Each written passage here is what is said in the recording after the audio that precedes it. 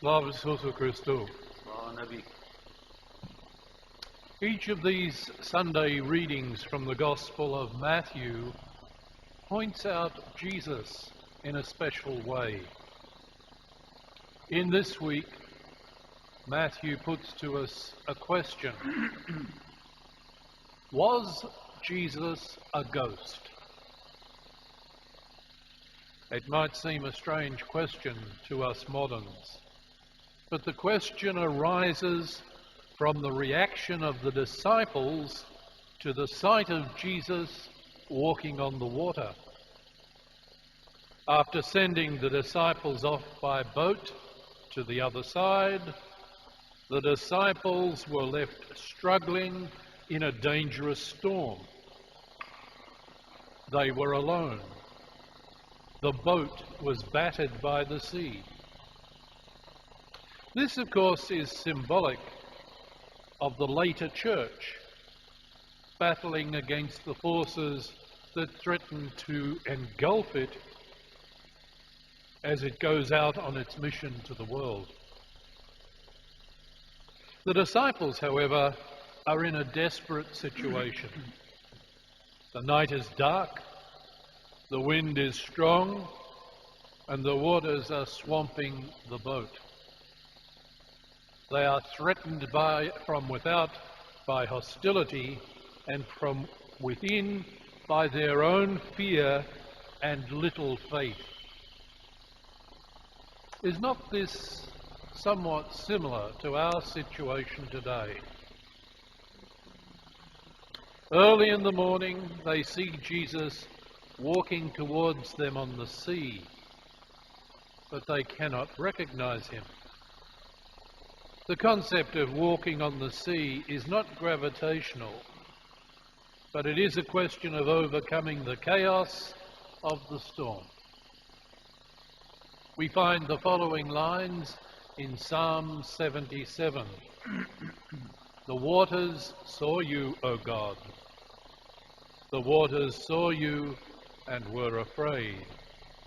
Even the depths shook with trembling. Or again, in the book of Isaiah, we have, Thus says the Lord, who made a way through the sea, a path in the mighty waters.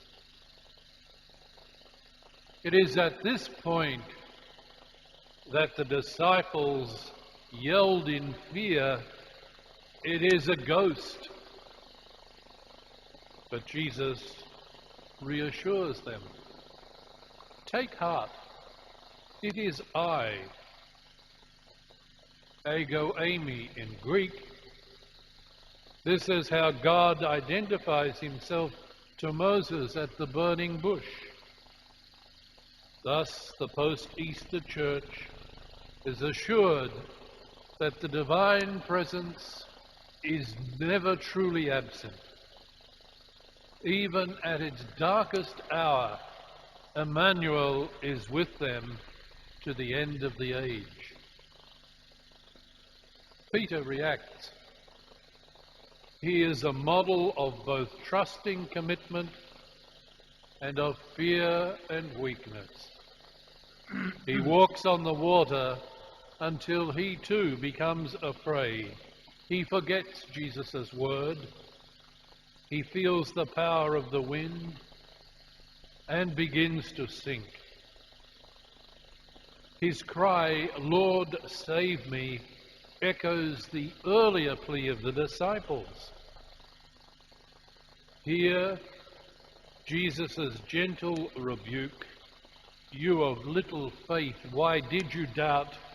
is used once again, as it is so often through the Gospel of Matthew.